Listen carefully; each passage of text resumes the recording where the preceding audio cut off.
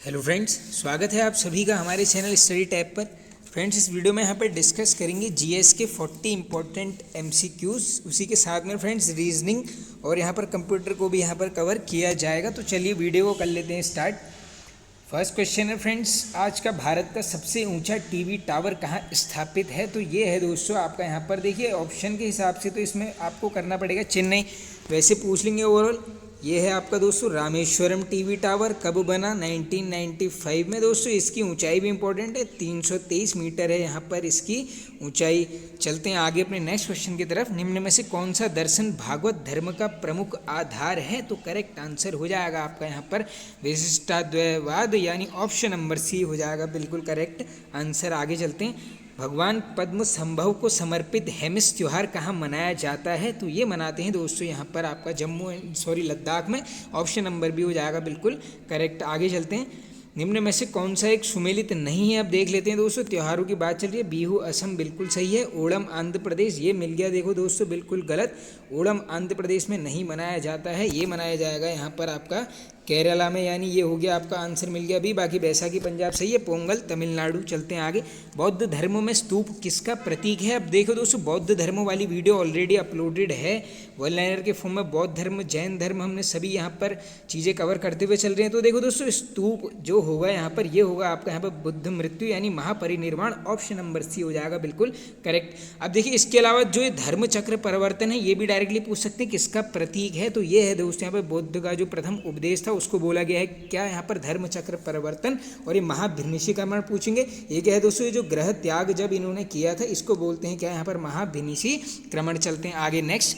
चोल राजाओं ने किस धर्म को संरक्षण दिया? ऑलरेडी रिपीटेड है दोस्तों, स्टैटिक जीके में काफ़ी बार इंपॉर्टेंट है, याद कर लीजिए। ऑप्शन नंबर सी शैव धर्म, यानी ऑप्शन नंबर सी हो जाएगा आपका बिल्कुल करेक्ट। अब देखो दोस्तों, बात आई यहाँ पर चोल वंश की, थोड़ा सा जान लीजिए। देखो अगर पूछ लेंगे स्थापना विजयालय ने की, दोस्तों ये सब संगम काल से रिलेटेड है। ये हमने वीडियो ऑलरेडी 3 से 4 दिन पहले अपलोड की हुई है, जरूर आप देख लेना। और ये पूछ लेते हैं कभी कभी कि ये चोल राजाओं को किसने पराजित किया? तो ये किया गया था यहाँ पर दोस्तों पांड्य वंश के द्वारा। ये सब हमने दोस्तों वन लाइनर डिस्कस किए हुए हैं, जीएस वाली प्लेलिस्ट में आपको मिल जाएगी, सामान्य ज्ञान वन लाइनर। अभी 3 से 4 दिन पहले ही ये सब वीडियोज़ अपलोड की गई हैं। चलते हैं आगे। भारत ने ओलंपिक खेलों में सर्वप्रथम भाग किस वर्ष लिया? तो दोस्तों पर्टिकुलर भारत के बारे में ही पूछा जा रहा है। ये लिया इनने 1900। नॉर्मल पूछ लेंगे आपसे कि ये बताइए कब से ओलंपिक खेल स्टार्ट हुए हैं? तो आई होप सबको पता होगा 1896 कहाँ पर हुए थे? सबसे पहले ये हुए थे आपके एथेंस ओलंपिक। इस फैक्ट को कर लेना नोट, बन सकता है क्वेश्चन। आगे चलते हैं। इनमें से क्या एक टीम आयोजन नहीं है? बिल्कुल ऑप्शन के हिसाब से आसान क्वेश्चन हो जाएगा दोस्तों, ये हो जाएगा आपका चेस यानी शतरंज। बाकी देखो सब में यहाँ पर टीम वर्क जरूरी है। आगे चलते हैं। अफगानिस्तान की संसद का नाम क्या है? तो मैंने आपको वैसी ट्रिक से बता दिया था, अफगानिस्तान अभी सो रहा है, यानी अफगानिस्तान की हो जाएगी शोरा। इसके अलावा देखो अगर इम्पोर्टेंट की तरफ आप जाओगे, मैं आपको कुछ ऐसी बता देता हूँ जो काफ़ी बार पूछी जाती हैं। देखिए अगर पूछ लेंगे नेशनल असेंबली दो दोस्तों, ये है आपके यहाँ पर पाकिस्तान की। इसके अलावा स्पेन की पूछते हैं संसद का नाम, ये है आपका कोर्टेस, बिल्कुल नोट कर लेना, स्पेन वाली रिपीटेड रहती है। और अगर इम्पोर्टेंट जाएंगे हम, एक है दोस्तों यहाँ पर पोलैंड, ये जो सोजिम लिखी है ये पोलैंड की ही है। इसके अलावा अगर कनाडा की पूछेंगे, इसको बोलते हैं यहाँ पर पार्लियामेंट। रूस की इंपॉर्टेंट है दोस्तों, रशिया की पूछी जाती है, ये है आपकी क्या यहाँ पर ड्यूमा। और अगर ये पूछ लेंगे आपसे फ्रांस की बताइए, जो नेशनल असेंबली है ये है आपकी फ्रांस की। इसके अलावा 2 और बता देता हूँ जो काफ़ी रिपीटेड रहती हैं, एक यहाँ पर इजराइल और एक है यहाँ पर ईरान। ईरान की पूछेंगे, नाम कर क्या होगे? मजलिस। और ये जो इजराइल है इसकी संसद का नाम है यहाँ पर नेसेसिटी। सब फैक्ट को कर लेना नोट। चलते हैं आगे नेक्स्ट। मैनरहीम रेखा किन देशों के मध्य स्थित है? तो ये हो जाएगा आपका correct answer option number A, यानी रूस और फिनलैंड के बीच की रेखा बोलते हैं मैनरहीम रेखा। और दोस्तों जो रूस और चीन आई है, ये मुझे ध्यान है मैंने एक आपको मॉडल पेपर में बताया हुआ, तो डायरेक्टली ये पूछते हैं इनको कौन विभाजित करता है? ये आपकी अमूर नदी, ये नाम नोट कर लो, बिल्कुल काफ़ी स्टैटिक जीके में रिपीटेड क्वेश्चन है। इसके अलावा देखो अब इंपॉर्टेंट की बात जाओगे, अगर इंडो चाइना पूछ लेंगे भारत और चीन को, ये करती है आपकी मैकमोहन। इंडिया पाकिस्तान तो आई होप सबको रटा होगा, रेड क्लिफ लाइन होती है। और इंडिया अफगानिस्तान भी कभी कभी पूछ लेते हैं, ये हो जाएगी आपके यहाँ पर ड्यूरेंड रेखा। ये सब फैक्टो कर लेना नोट। चलते हैं आगे। प्रवासी भारतीय दिवस कब मनाया जाता है? इजी डेट है बिल्कुल, 9 जनवरी हो जाएगा आपका यहाँ पर बिल्कुल करेक्ट आंसर। और बाकी देखो दोस्तों 1 जनवरी को सबको पता होगा न्यू ईयर, और ये 31 आपको पता होगा लास्ट साल को अलविदा बोलते हैं। अब ये जो 25 नवंबर है ये है काफ़ी इंपॉर्टेंट डेट, क्योंकि ये इसमें क्या मनाते हैं हम, ये मैं लिख देता हूँ आपको। महिलाओं के खिलाफ दोस्तों जो अहिंसा है उसी का दिवस मनाया जाता है यहाँ पर। कब? 25 नवंबर को। ये बिल्कुल क्वेश्चन बन सकता है आपका, महिलाओं के खिलाफ हिंसा का दिवस मनाया जाता है, ये अंतर्राष्ट्रीय दिवस है, इसको बिल्कुल आप कर लेना नोट। चलते हैं आगे। कालिदास रचित अभिज्ञान शाकुंतलम का अंग्रेजी में अनुवाद सर्वप्रथम किसने किया? देख लीजिए, अभिज्ञान शाकुंतलम के रचनाकार कालिदास जी। पूछ लेंगे इंग्लिश में ट्रांसलेशन, आंसर करके आओगे William Jones, option number C. आगे चलते हैं। शून्य आधारित तकनीकी किस देश की देन मानी जाती है? तो ये मानी जाती है आपके ऑप्शन नंबर है संयुक्त राज्य अमेरिका। आगे चलते हैं। वार्षिक वित्तीय विवरण जिसे दोस्तों बजट बोलते हैं, संसद के दोनों सदनों के समक्ष पहुंचाया जाता है। तो बिल्कुल इजी क्वेश्चन है दोस्तों, राष्ट्रपति जी द्वारा, ऑप्शन नंबर ए। बाजार के नियम के प्रस्तुत करता थे, रिपीटेड क्वेश्चन है दोस्तों, करेक्ट आंसर नोट कर लीजिए, ऑप्शन नंबर बी, JB से के द्वारा। चलते हैं आगे। दलाल स्ट्रीट कहाँ है? ये आपको पता ही होगा दोस्तों, मुंबई, ऑप्शन नंबर सी। आगे चलते हैं। मुद्रास्फीति से बाजार की वस्तुएं, अब दोस्तों इस टाइप की शब्दावली इकोनॉमी में काफ़ी बार रिपीटेड रहती हैं। तो देखिए मुद्रास्फीति में क्या हो जाता है, बाजार की वस्तुएं महंगी हो जाती हैं, यानी ऑप्शन नंबर बी हो जाएगा बिल्कुल करेक्ट आंसर। आगे चलते हैं।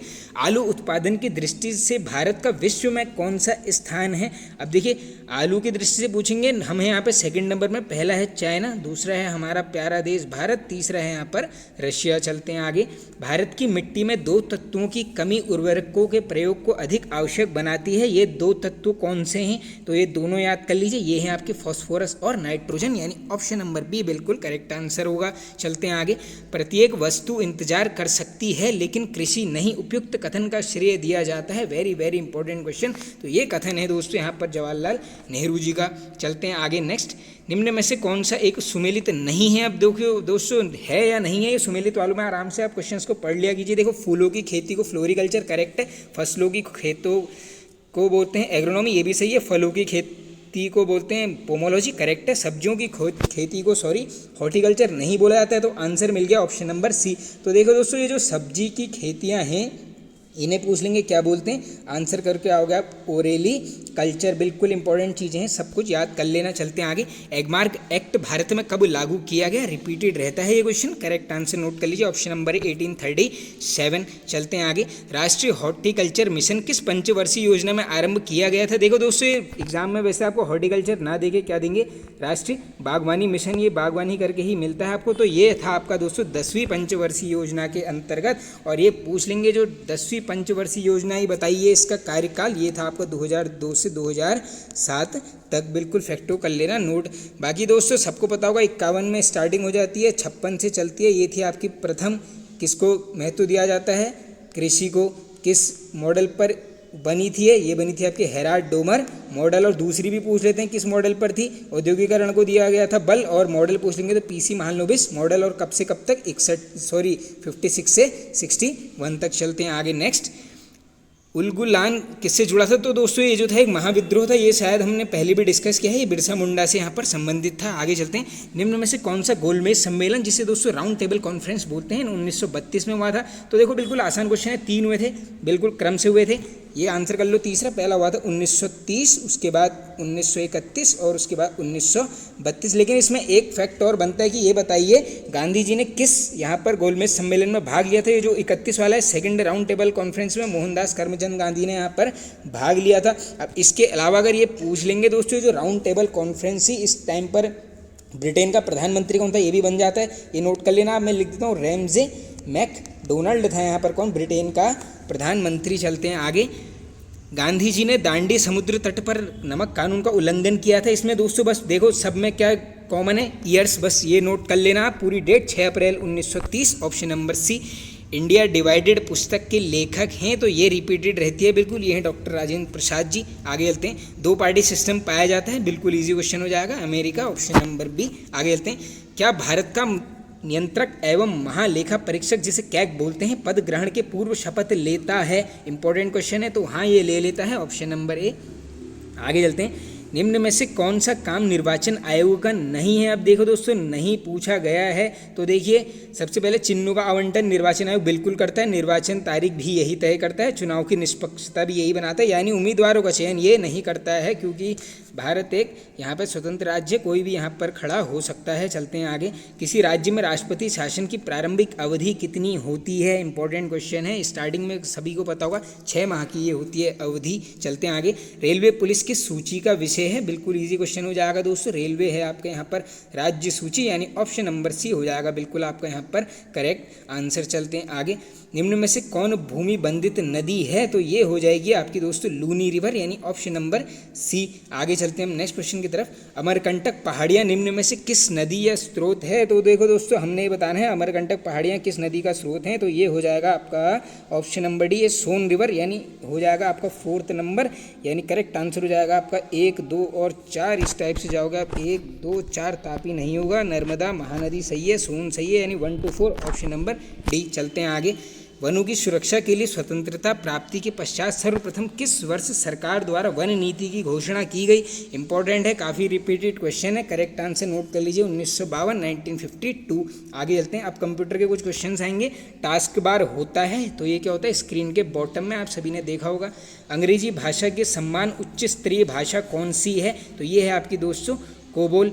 बनता है क्वेश्चन। और ये फोर्ट्रैन है, इसकी पूछ लेते हैं। फुल फॉर्म इसकी है आपकी फॉर्मूला ट्रांसलेशन। बाकी देखो दोस्तों, कंप्यूटर के ऊपर 500+ वन लाइनर की वीडियो अपलोडेड है, जरूर एक बार देख लीजिए, क्योंकि कंप्यूटर से आपके बनने लग गए हैं 5 to 6 क्वेश्चन और रीजनिंग के बन जाते हैं 3 to 4, यानी 10 नंबर के यहाँ पे क्वेश्चंस कवर होते हैं। चलते हैं आगे। पहले से चल रहे कंप्यूटर को रीस्टार्ट करना कहलाता है, तो इसको बोलते हैं यहाँ पे स्टार्टिंग, ऑप्शन नंबर बी। आगे चलते हैं। दी गई समरूपता के आधार पर नहीं दिया गया शब्द ज्ञात करें। तो देखो दोस्तों, किताब संबंधित है प्रकाशक से, उसी प्रकार यहाँ पर फिल्म संबंधित होगी राइटर से, यानी ऑप्शन नंबर डी। देखो दोस्तों, डायरेक्टर मत करना, देखो किताब का है प्रकाशक, इस टाइप से इस चीज़ को रिलेट करना। चलते हैं आगे। दी गई समरूपता के आधार पर नहीं दिया गया शब्द ज्ञात करो। तो देखो व्रत है यहाँ पर परिधि, तो इसी प्रकार वर्ग का संबंध किससे होगा? तो ये हो जाएगा आपका पेरीमीटर, यानी option number D correct answer. तो देखिए दोस्तों, ये वाला प्रैक्टिस सेट यहाँ पे ओवर होता है। आई होप आप सभी को पसंद आया होगा दोस्तों। पसंद आया तो एक लाइक कर दीजिए, कमेंट करके बताइए आपको कैसा लगा। अपना स्कोर भी जरूर बताना दोस्तों, और चैनल पर नहीं तो सब्सक्राइब कर लीजिए, बेल आइकन को जरूर प्रेस कर लेना। Okay friends, thank you.